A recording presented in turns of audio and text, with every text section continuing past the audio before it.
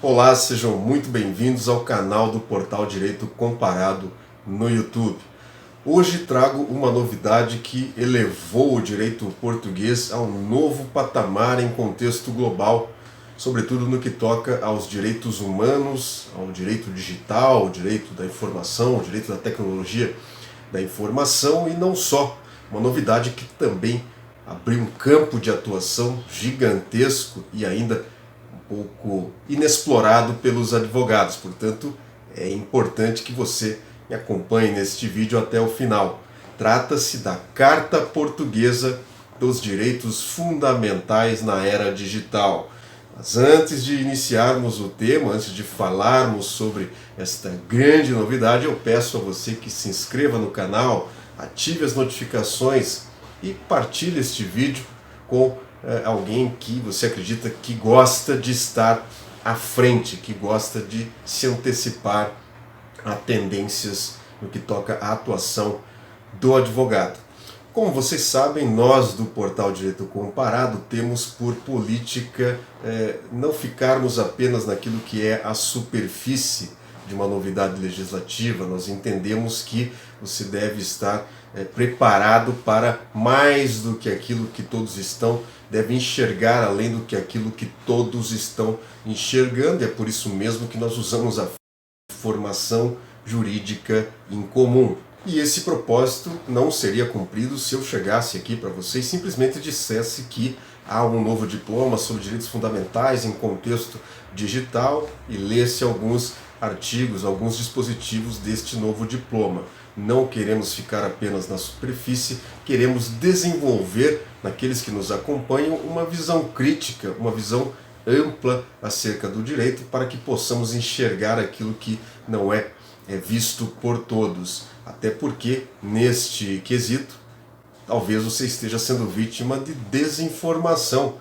E o meu objetivo hoje é evitar que você seja vítima de desinformação, que você permaneça aí criando mitos na sua cabeça quanto à atuação do advogado no contexto do processo legislativo. Por esse motivo, quero que você preste atenção comigo no que está por trás deste novo diploma promulgado já pelo Presidente da República e que está, portanto, prestes a ser publicado no Diário da República. Este diploma tem origem na apresentação de dois projetos de lei. 473/14, apresentado pelo PS em 9 de julho de 2020, e um outro projeto de lei, o projeto de lei 498/14, apresentado pelo PAN, o Partido Pessoas, Animais, Natureza, em 11 de setembro de 2020. Observem um trecho da exposição de motivos do projeto de lei 473, apresentado pelo PS. Observe então que se destacou ali que ainda não existe uma Carta Internacional dos Direitos Humanos na Era Digital, devidamente aprovada no âmbito da ONU, que há iniciativas aí na Europa, na América do Norte, na China, na Rússia, enfim, que são muitas vezes incongruentes entre si. E observe agora um trecho da exposição de motivos do PL 498. Diz-nos aqui o PAN que, no domínio da inovação tecnológica, ninguém duvida que estamos a viver em plena Revolução Industrial 4.0, e faz-se aqui uma menção a exemplos da utilização abusiva e não autorizada de dados pessoais. O PL apresentado pelo PS tem uma exposição de motivos um pouco mais extensa, e o PL apresentado pelo PAN é já mais sucinto quanto às questões aí que dão base à apresentação deste projeto de lei. O PS, porém, faz na exposição de motivos uma longa digressão acerca da evolução de iniciativas internacionais que buscam consagrar direitos fundamentais no contexto digital. E vamos então aqui fazer uma breve análise desta evolução apresentada pelo PS na exposição de motivos do projeto de lei apresentado em 2020. Então se fala que em 2018, na criação de um painel alto nível sobre cooperação digital na ONU. Ainda em 2018 a iniciativa portuguesa do Fórum da Governação da Internet, né, o ente que foi rebatizado com este nome. Em 2019, cita-se a resolução da Assembleia Geral da ONU de 19 de dezembro de 2019 sobre a estratégia digital para o século XXI, uma resolução batizada ali com termos relacionados à tecnologia da informação para o desenvolvimento sustentável. Chega-se então a 2020, 21 de abril de 2020, com a publicação no Diário da República Português da resolução do Conselho de Ministros que aprovou o Plano de Ação para a Transição Digital. O PL também cita a Carta dos Direitos da Internet, da Associação para a Comunicação Progressista, um pouco mais antiga, e as declarações de princípios das Cimeiras Mundiais da Sociedade da Informação em 2003, 2005 e 2008. E, importantíssimo destacar, que se diz que um estudo que mapeou 30 iniciativas tendentes a afirmar um constitucionalismo digital apurou que 73% destas declarações de direitos digitais são de âmbito internacional, 2 de âmbito regional, e na 9ª nota de rodapé desta exposição de motivos se diz ali que na Itália esse trabalho resultou na elaboração de uma declaração sobre direitos humanos na internet com uma recomendação ao governo italiano. E mais, segue o PL dizendo-nos que 6 textos aprovados ou em preparação têm âmbito nacional. Dentre eles se faz um destaque especial ao Brasil, o Marco Civil da Internet, que estabeleceu princípios, garantias, direitos e deveres para o uso da internet no Brasil. E por fim, vale destacar também que a exposição de motivos nos diz que muitas propostas de declaração de direitos humanos na internet resultam do trabalho de organizações da sociedade civil, da cooperação entre estados ou da iniciativa de instituições internacionais. O PL então segue abordando as iniciativas que tocam nesta questão em contexto digital na União Europeia. Faz-se aqui uma menção à Carta Europeia dos Direitos Fundamentais, Regulamento Geral de Proteção de Dados e o Regulamento de 2015 sobre o Código Europeu das Comunicações Eletrônicas. Faz-se ainda uma menção ao ano de 2020 com a redefinição dos objetivos a prosseguir no quadro da Estratégia Digital Europeia, a sua comunicação, construir o futuro digital da Europa, de 19 de fevereiro de 2020, da Comissão Europeia. Eu quero agora chamar a sua atenção para lhe esclarecer quem são as pessoas que estão por trás da aprovação deste projeto de lei, destes projetos de lei revolucionários em Portugal. Observe que em 2018, um conjunto de estudiosos apresentou um esboço de uma Carta Fundamental dos Direitos Humanos na Era Digital para a Europa. 27 estudiosos. E observe você, se você tiver a curiosidade de procurar lá no site do Parlamento Português as informações acerca da tramitação destes 2 projetos de lei, você vai observar que diversas entidades foram convocadas a apresentarem os seus pareceres, a darem os seus contributos, resultando isto na apresentação de 19 pareceres, como por exemplo, parecer da Associação Portuguesa de Editores e Livreiros, Associação Portuguesa de Imprensa, Associação Portuguesa de Marketing Direto, enfim, 19 entidades apresentaram contributos e atuaram decisivamente na construção deste projeto de lei que agora se torna então a Carta Fundamental dos Direitos Humanos de Portugal para a Era Digital. Observe que na apresentação, tanto na apresentação destes projetos de lei, quanto no contexto do processo legislativo, com a participação desses 19 entes, tanto assim quanto também nas discussões que permearam este processo legislativo, se você for a fundo, se você, assim como nós propomos, se você não se contentar com aquilo que está na superfície, se quiser se aprofundar, você vai observar que estas medidas, estas proposições sempre estiveram nas mãos, na condução disso tudo, estiveram profissionais da advocacia, portanto advogados vinculados tanto a estas associações, quanto lá em 2018, nestes estudos que resultaram na Carta Fundamental proposta, mas que ainda não foi levada a efeito pela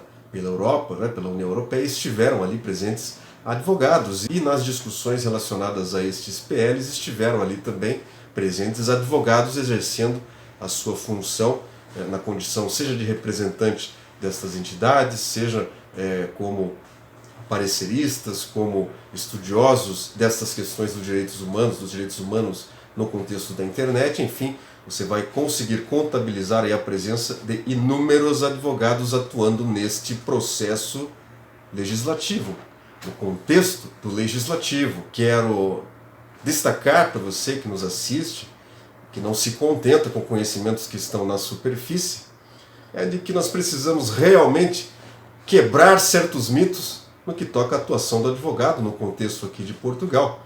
Porque se em pleno século XXI, se em 2021 você ainda acredita que a atuação do advogado está centrada num contexto de receber uma procuração de um cliente e entrar com uma ação, entrar com uma medida judicial, se você ignora que o advogado tem uma atuação importantíssima no contexto do processo legislativo, se você acha que o processo legislativo torna vazia a atuação do advogado, se você realmente acredita ainda em 2021 que a atuação do advogado no contexto do processo legislativo será meramente a de exercer pressão sobre parlamentares ou, quem sabe, até exercer aí um lobby, né? Se você acha que um advogado que atua no contexto do processo legislativo atua como lobista, eu acredito realmente que você deva estudar um pouco mais acerca do processo legislativo português e não só.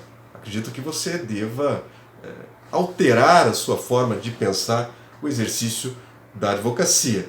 Se você realmente acredita que a atuação do advogado se limita a receber uma procuração e atuar em tribunal em favor de um cliente, eu acredito que, diferentemente do parlamento português, que está com a cabeça no século XXI e acaba de publicar uma carta fundamental, uma carta dos direitos fundamentais para a era digital, está, portanto, com a cabeça no século XXI, eu acredito que se você tem esse tipo de mentalidade, você está ainda lá no século XX, você precisa urgentemente migrar para o século XXI, você precisa compreender a amplitude da atuação do advogado, você precisa compreender a importância da presença do advogado no processo legislativo e, para isso, claro, existem mecanismos, existem diplomas que tratam desta questão.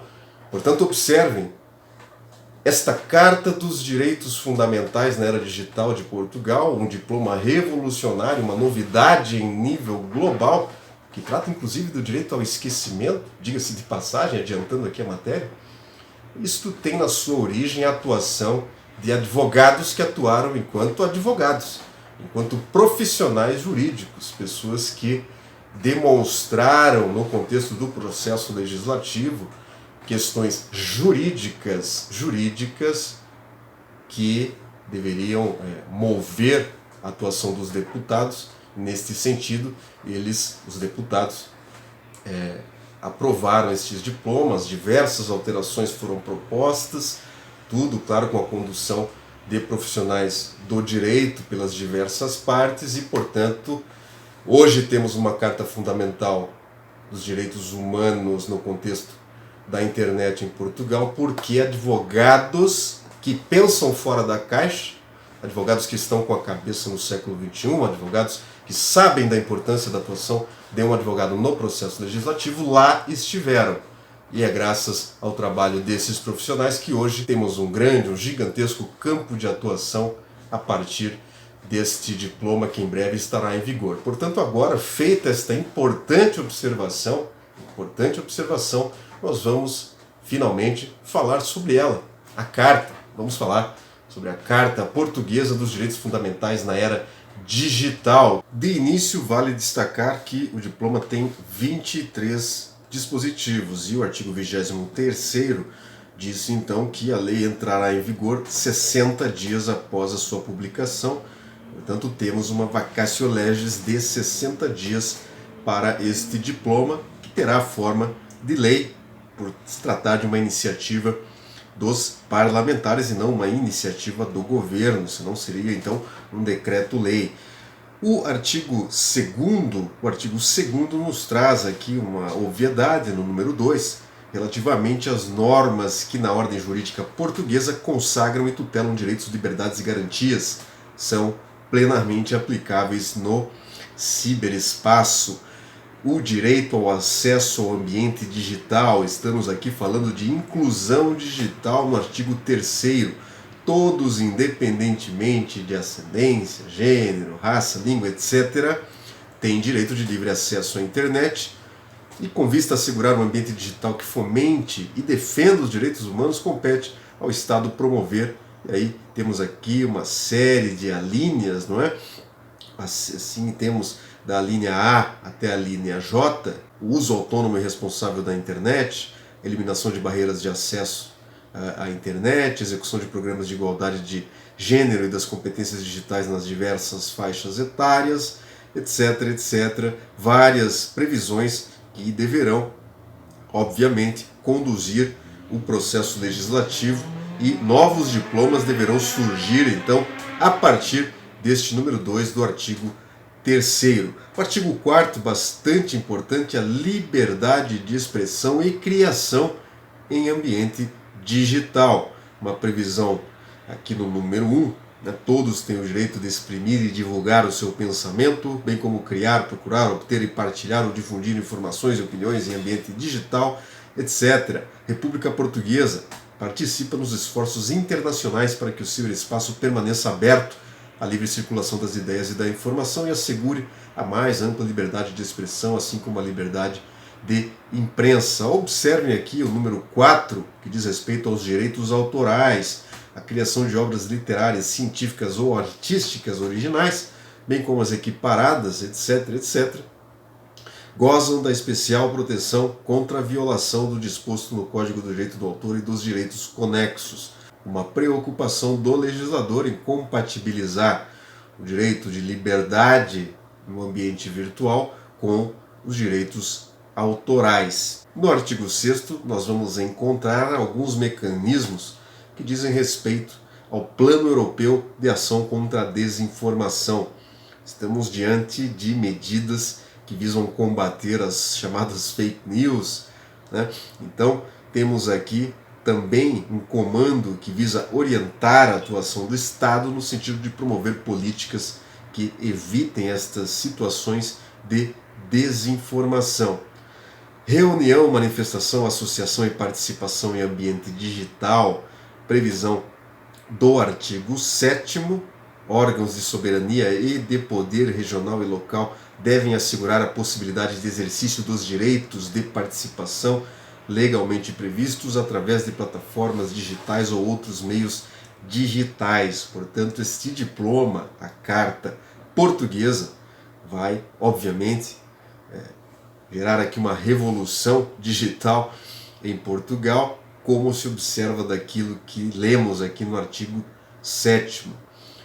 O direito à privacidade, o artigo 8º nos traz o direito à privacidade em ambiente digital. Eu mostro a vocês a transcrição do artigo 8º para que observem.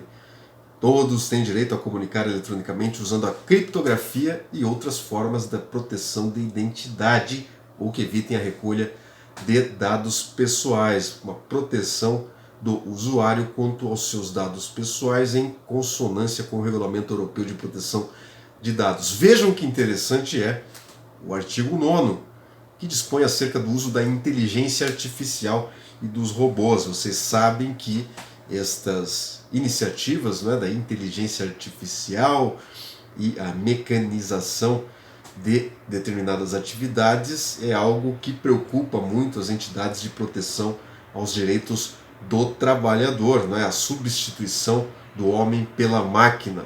E se diz aqui, no número 1º, que a utilização da inteligência artificial deve ser orientada pelo respeito dos direitos fundamentais, garantindo um equilíbrio entre os princípios da explicabilidade, da segurança, da transparência e da responsabilidade que atenda às circunstâncias de cada caso concreto.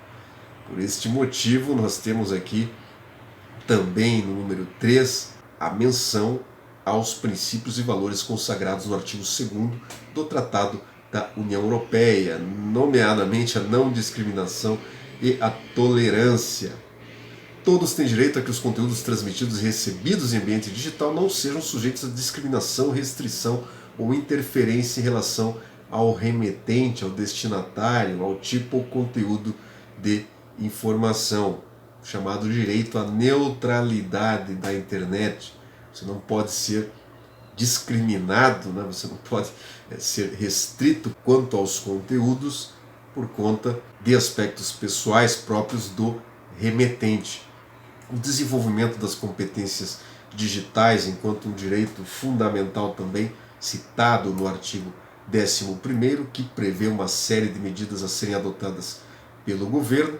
O artigo 12º nos traz menções sobre o direito à identidade pessoal, o bom nome, a reputação, a imagem e a palavra e a integridade moral em ambiente digital.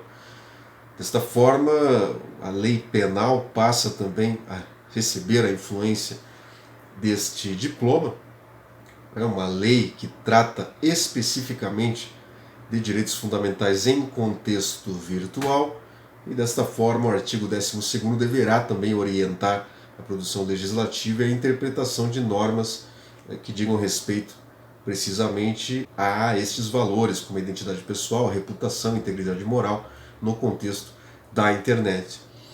O direito ao esquecimento vem previsto no artigo 13º. Se vocês observarem a redação dos projetos de lei, a redação original dos projetos de lei, verão que muitas daquelas proposições não foram aprovadas. Houve uma alteração profunda aqui no artigo 13º para que ele fosse aprovado, dizendo-se aqui simplesmente que todos têm o direito de obter do Estado apoio no exercício do direito ao apagamento de dados pessoais que lhes digam respeito. O direito ao esquecimento pode ser exercido a título póstumo por qualquer herdeiro.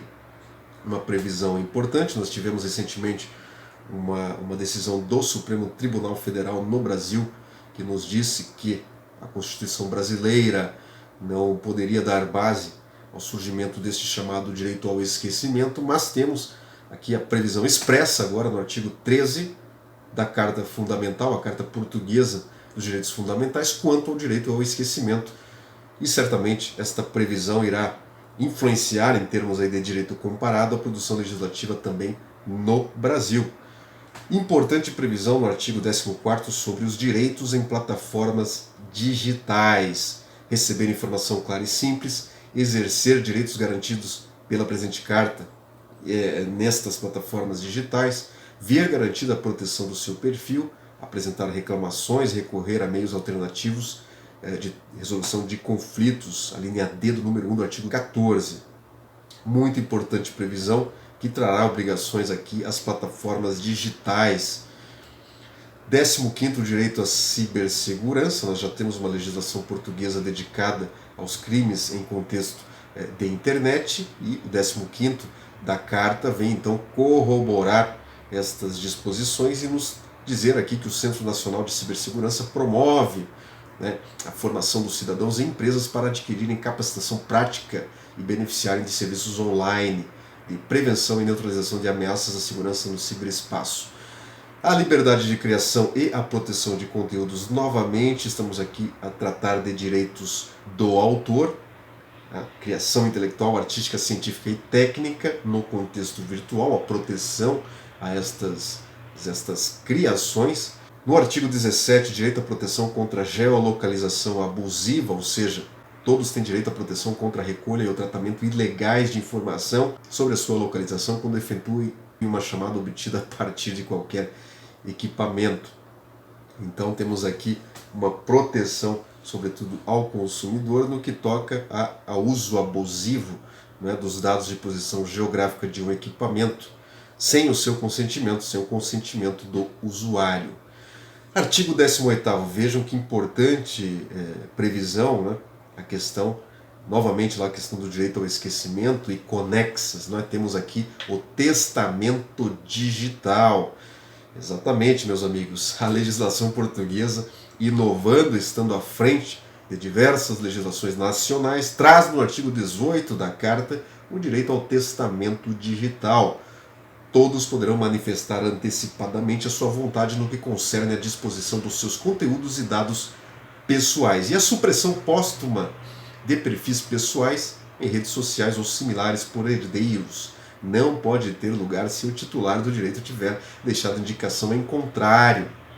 Observe então que a legislação portuguesa agora traz previsões bastante específicas, indo além da questão do direito ao esquecimento e tratando justamente este debate tão amplo que se faz acerca do testamento digital, né, a herança digital. Portugal, então, o artigo 18º da Carta traz previsão expressa sobre o testamento digital, algo muito interessante. Direitos digitais face à administração pública no artigo 19º.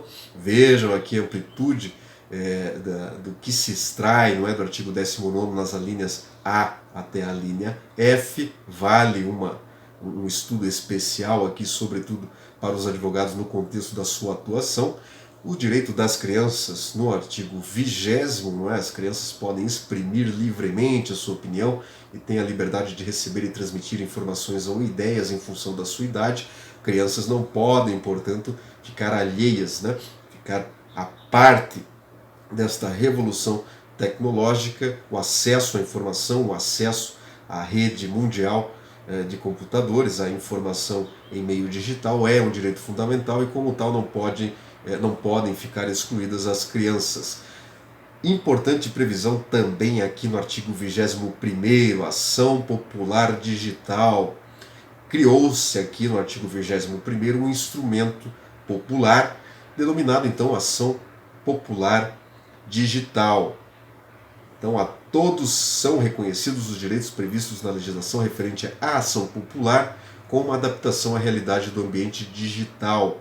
Faça aqui no número 4 uma menção especial ao número 3 do artigo 64 do CPA, né, dizendo-se aqui que os direitos assegurados em processo administrativo em suporte eletrônico são objeto de legislação própria a aprovar no prazo de 180 dias após a entrada em vigor da presente lei, portanto, após no máximo 6 meses da entrada em vigor da Carta, deverá surgir aí uma nova legislação, uma lei própria para tratar dos direitos assegurados nos processos administrativos em suporte eletrônico, menção ao artigo 64 do CPA. Por fim, artigo 22 trata aí de uma menção ao direito transitório, não é?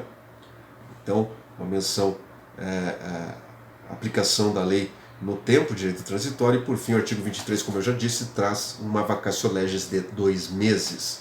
Meus caros, nós fizemos aqui uma rapidíssima leitura, uma veloz leitura de dispositivos da Carta Portuguesa dos Direitos Fundamentais na era digital. Claro que eu não poderia aqui explorar, não teria tempo, né, para explorar o mercado que se abriu a partir desses diversos dispositivos. Mas observe você, herança digital, temos a questão dos direitos autorais em contexto web, temos a questão do direito à imagem, direitos da personalidade em contexto digital, temos novas previsões, novos deveres impostos às plataformas digitais. E certamente, como eu dizia desde o início, se você não está com a cabeça no século XX, se você não acha, né, que a atuação do advogado se resume a receber uma procuração e entrar com ação no tribunal, você já deve ter percebido que a partir desta Carta Fundamental você tem agora um amplo espectro de atuação no contexto consultivo. Muitas e muitas empresas de tecnologia, muitos e muitos aí cidadãos também, né, advogados inclusive, empresas de variados segmentos, precisarão agora adaptar as suas políticas a diversas disposições relativas aqui à Carta Fundamental, a Carta Portuguesa dos Direitos Fundamentais em contexto digital.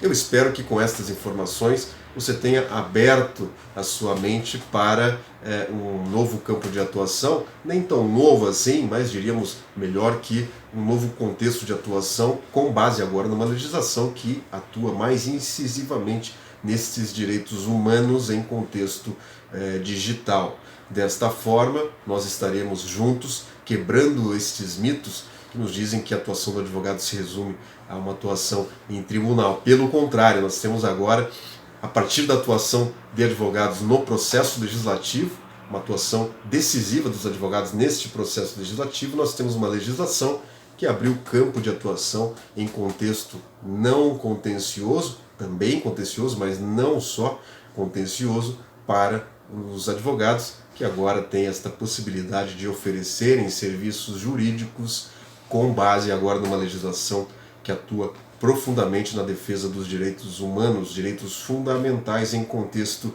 digital. Se você tem mais questões sobre esse assunto, se você quer trocar ideias comigo sobre esse assunto, você tem os meus dados de contato aqui no link, nos links da descrição do vídeo. Eu vou deixar também aqui na descrição do vídeo alguns links importantes relacionados a este projeto de lei, que em breve estará, portanto, publicado no Diário da República de Portugal. Mais uma vez te peço, se inscreva no canal, fique por dentro, faça parte desta comunidade jurídica pensante que se baseia na informação jurídica em comum. Esteja à frente das tendências, não espere que algo esteja consolidado para só então você aparecer como advogado oferecendo seus serviços. Não se antecipe, esteja conosco, se inscreva no canal e até a próxima.